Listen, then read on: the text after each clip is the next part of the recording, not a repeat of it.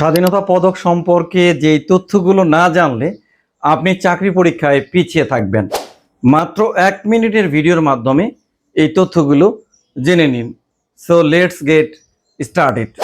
স্বাধীনতা পদক এটি প্রবর্তন করা হয় 1977 সালে। আর যিনি স্বাধীনতা পদক এটি প্রবর্তন করেছিলেন তিনি শহীদ প্রেসিডেন্ট জিয়াউর রহমান। স্বাধীনতা পদকে দেয়া হয় 18 ক্যারেটের 50 গ্রামের একটি স্বর্ণপদক, একটি রেপ্লিকা, নগদ 3 লাখ টাকা, আরেকটি হচ্ছে সনদ। 2026 সালে মোট 15 জন ব্যক্তি ও 5টি প্রতিষ্ঠানকে স্বাধীনতা পদক দেয়া হয়।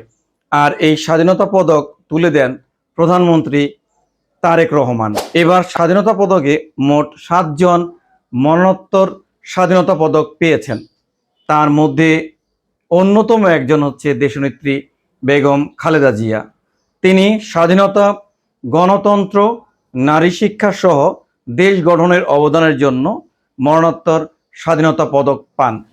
তার পক্ষ থেকে স্বাধীনতা পদক গ্রহণ করেন তার নাতনি ব্যারিস্টার জাইমা রহমান।